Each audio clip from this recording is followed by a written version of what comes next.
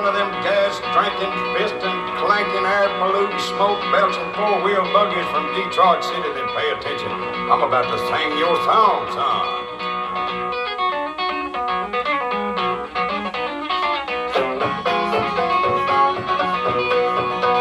Well, I'm not a man to point a judge, a very will and a hold a grudge, but I think it's time I said me a few choice words.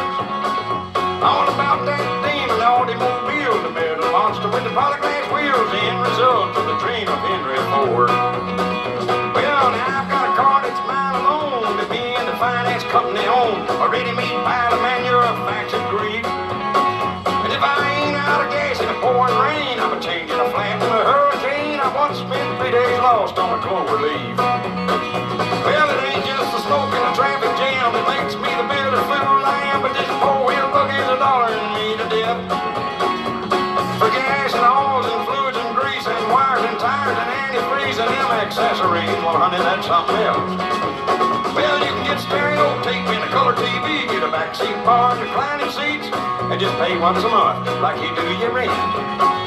Well, I figured it up, and over a period of time, this $4,000 car of mine cost $14,000.99. Well, now, Lord, Mr. Ford, I just wish that you could see what your simple horseless carriage had become.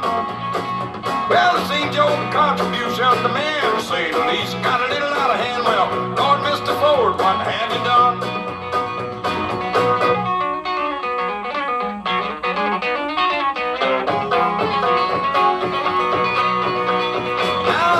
American father and mother own one old car and I have another.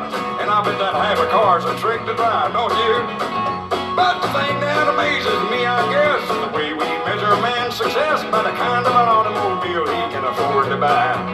Well, now, red light, green light, traffic cop, right turn, no turn, must turn, stop. Get out the credit card, honey, we're out of gas.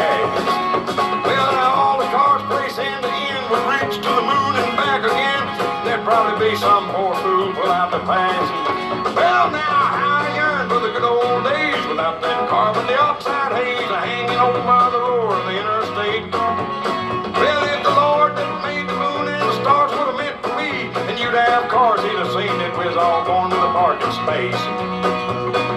Lord, Mr. Ford, I just wish that you could see what your simple horseless carriage has become. Well, it seems your contribution to man, to say the least, got a little out of hand. Well, Lord, Mr. Ford, what have you done?